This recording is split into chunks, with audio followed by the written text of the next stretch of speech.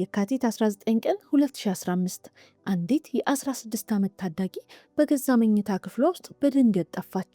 ስልኳ፣ ላፕቶፑና ልብሶቿ በሙሉ ቤት ውስጥ ነበሩ። እርሷ ግን የትም አልነበረችም። ፍለጋው መላውን እንግሊዝ አነቃነቀ። ነገር ግን ከቀናት በኋላ ፖሊስ የደረሰበት እውነት ሰይጣንን እንኳን የሚያስደነግጥ ነበር። በአንድ የቤተ እንስሳት መጋዘን ውስጥ የተገኘው ምስጢር ምን ነበር? ገዳዩስ እንዴት ለእነዚህ ሁሉ ቀናት ፍጹም ንጹህ መስሎ ለመኖር ቻለ? ወደ ሙሉ ታሪኩ ከመግባታችን በፊት ቻናሉን ሰብስክራይብ ያድርጉ።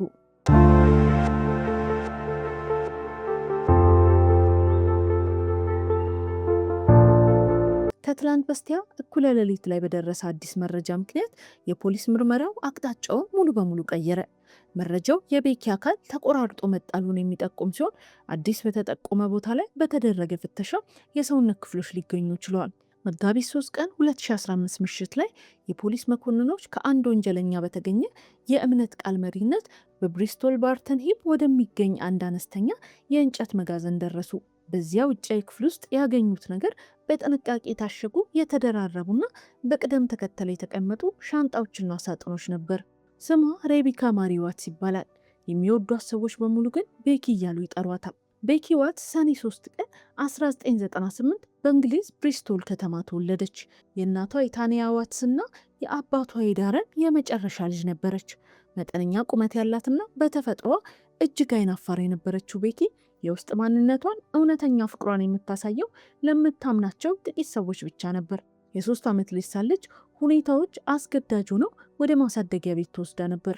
ሁኔታው ህመም የበዛባት ቢሆንም አባቷ ዳረን ግን ልጁን መልሶ ለማግኘት ክፉኛ ተዋግቶ አሸነፈ። እናም በሚያምሩ ቀይ ጡብ ቤቶች በሚታወቀውና ጸጥተኛ በሆነው የብሪስቶል ሰፈር አብረው መኖር ጀመረች።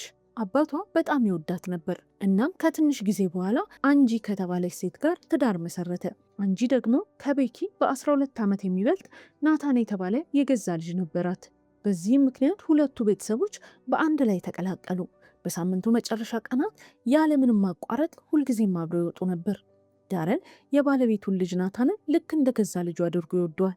ነገር ግን የእነዚህ ሁሉ ቤተሰቦች መቀላቀል በውስጡ ይዞት የመጣው እውነተኛ ታሪክ ወደ ላይ ፈልቆ ለመውጣት ገና ዓመታትን ይፈልግ ነበር።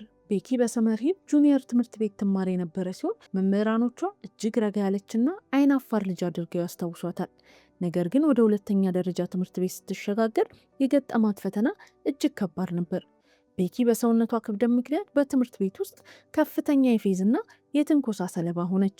ይህ ጥቃት በጣም የበዛና ቀጣይነት ያለው በመሆኑ በ2011 አኖሬክሲያ ለተባለው ስነ ልቦናዊ በሽታ ተዳረገች።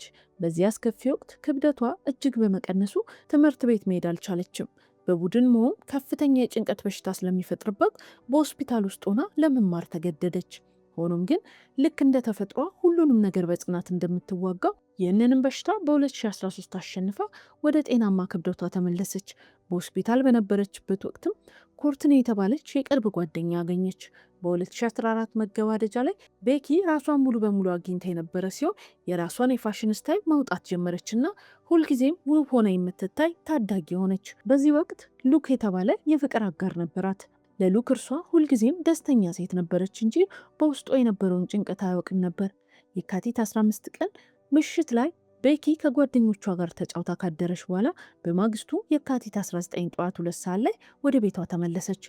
ዓላማዋ ትንሽ መተኛት ነበር። ነገር ግን በዚያ ቤት ውስጥ ምን እየጠበቃት እንደነበር የምታውቅበት ምንም መንገድ አልነበረም። በዚያው ጠዋት 5 ሰዓት ላይ የእንጀራ እናቷ እንጂ ለሆስፒታል ቀጠሮ ከቤት ወጣች። ቀድሞ ለሚመጣው ሰው እንዲሆንም ቁልፍ በውጭ አስቀምጣ ነበር። ያ እንግዳ የገዛ ልጇ ናታን ማውስ ነበር። አንጂ ከቤት በወጣች በ3 ደቂቃ ውስጥ ማለትም በ5 ሰዓት ከ3 ደቂቃ ላይ ቤኪ ለጓደኛዋ ተራ የጽሑፍ መልእክት ላከች። ከዛም ናታንና ፍቅረኛው ሾና ወደ ቤት ገቡ። በፎረንሲክ ማስረጃዎችና በናታን እምነት ቃል መሰረት ቤኪ በገዛ መኝታ ክፍሏ ውስጥ ታፍና ተገደለች። ሕይወቷን ለማዳን ክፉኛ የታገለች ቢሆንም በመጨረሻ 15 ጊዜ በቢላ ተወጋች። ናታን ይዞት በገባው ትልቅ ከረጢት ውስጥ ካቴና፣ ገመድ፣ አስደንጋጭ ሽጉጥና ጭንብል ነበሩበት። የክስ ሂደቱ እንዳሳየው ወንጀሉ ሙሉ በሙሉ በጾታዊ ስሜት የተነሳሳ ግድያ ነበረ። በናታንና በሾና ስልኮች ውስጥ ታዳጊና አነስተኛ ቁመና ያላቸው ልጃገረዶች የሚያሳዩ በርካታ የወንጀል ሚስጥሮች ተገኙ።